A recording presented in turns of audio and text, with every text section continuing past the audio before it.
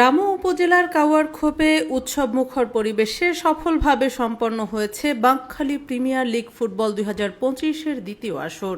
1.5 মাসব্যাপী চলা এই টুর্নামেন্টের জমজমাট ফাইনাল ম্যাচে মুখোমুখি হয় দুই শক্তিশালী দল বসুন্ধরা কিংস ও রেড স্টার কিংস। নির্ধারিত সময়ের খেলায় 1-1 গোলে সমতায় থাকার পর ম্যাচটি গড়ায় টাই ব্রেকারে।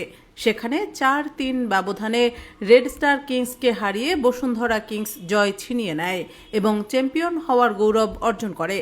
খেলা শেষে আয়োজিত পুরস্কার বিতরণী অনুষ্ঠানে প্রধান অতিথি হিসেবে উপস্থিত ছিলেন বিশিষ্ট ব্যবসায়ী ও সমাজসেবক কাওয়ারখোপ ইউনিয়ন কৃষক দলের সভাপতি জনাব মঞ্জুর আলম।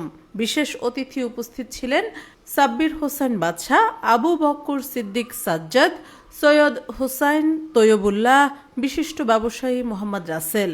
এই টুর্নামেন্টের স্পন্সর ছিলেন রামুর চৌমুহনীর স্বনামধন্য ফ্যাশন প্রতিষ্ঠান রকল্যান্ড এবং প্রিন্টিং পার্টনার হিসেবে ছিলেন প্রতিরূপ কম্পিউটার অ্যান্ড প্রিন্টার্স।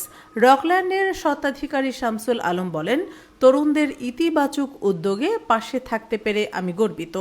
খেলা পরিচালনা কমিটির সদস্য ও ফুটবলার ওসমান সরওয়ার জানান, আগামীতে আরও বৃহৎ পরিসরে এই লিগ আয়োজনের পরিকল্পনা রয়েছে।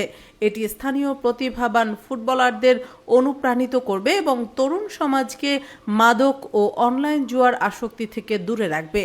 দর্শকদের উৎসাহ আর খেলোয়াড়দের প্রাণবন্ত পারফরমেন্সে রামুর কাওয়ারখোপে ফুটবল উৎসব যেন এক মহোৎসবে রূপ নেয়।